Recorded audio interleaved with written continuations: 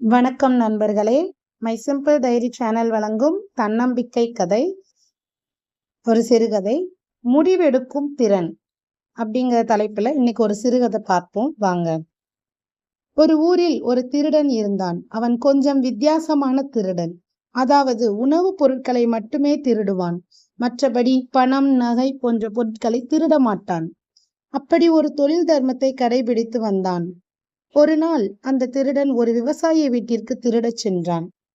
அங்கே பல கூடைகளில் தோட்டங்களில் அறுவடை செய்யப்பட்ட காய்கள் மற்றும் பழங்கள் வைக்கப்பட்டிருந்தன.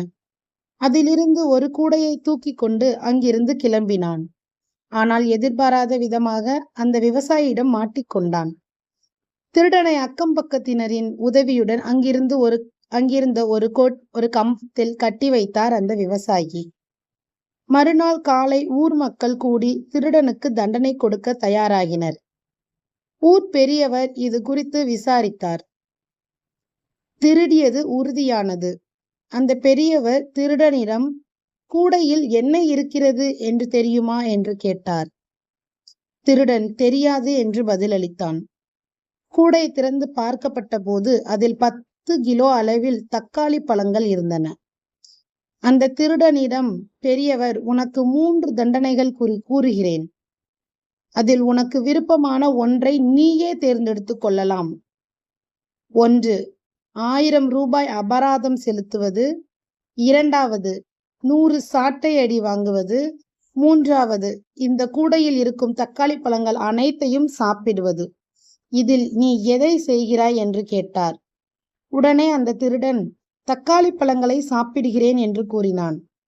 அதன்படி கூடையில் இருந்த தக்காளிகளை உற்சாகமாக சாப்பிடத் தொடங்கினான். 3 கிலோவுக்கு அதிகமான பழங்களை சாப்பிட்டான்.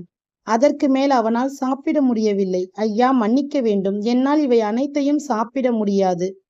எனவே 100 சாட்டை அடிகளை வாங்கிக் கொள்கிறேன் என்று கூறினான். அவனது கோரிக்கை ஏற்றுக்கொள்ளப்பட்டது. அதன்படி சாட்டை அடிகள் வழங்கப்பட்டன. 30க்கு மேற்பட்ட அடிகளை தாங்கினான். அதற்கு மேல் அவனால் தாங்க முடியவில்லை.